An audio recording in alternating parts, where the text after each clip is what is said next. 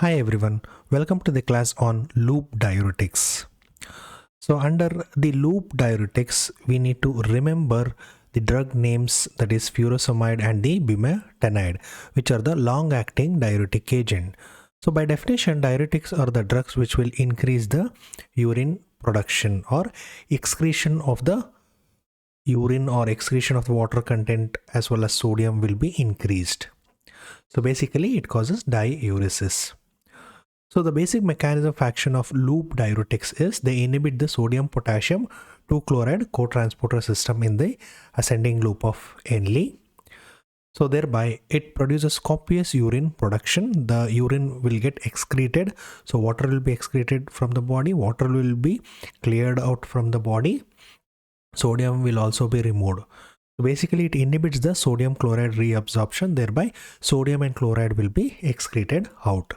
So basically this inhibition of the cotransporter mechanism takes place in the thick ascending loop of Henle in the nephron, and along with that it also increases the excretion of the calcium and the magnesium, which will be a side effect of the loop diuretics.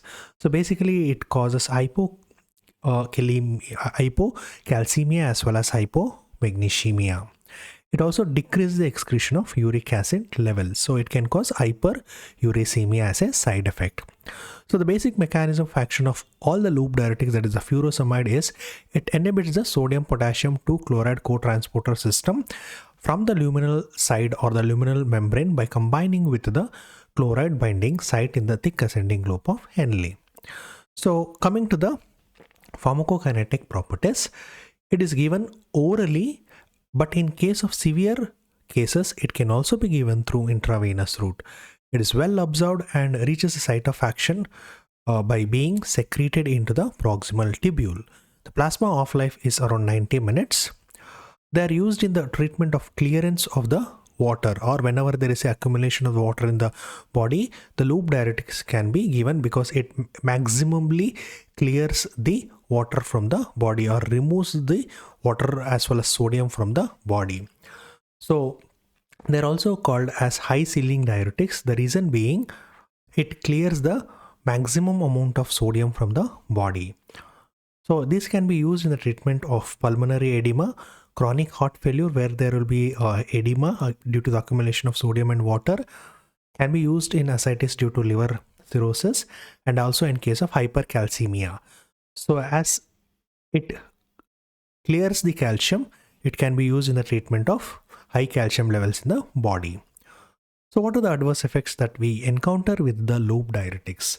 So we can encounter hypokalemic alkalosis because the sodium will be removed, chloride will be removed, and since it retains the uric acid, it causes hyperuricemia. Thereby it can precipitate the gout. So it is very risky to use the loop diuretics in case of the gout patient. If we are going to use the loop diuretics, we need to be careful. It causes hypovolemia because the volume is lost, water is lost. It can lead to hypotension, especially in the elderly patient. They are nephrotoxic as well as ototoxic, and loop loses calcium. So since loop loses calcium, it can cause nephrolithiasis or calcium stone formation in the kidney. So this was all about the class on furosemide or the loop diuretics. Thank you.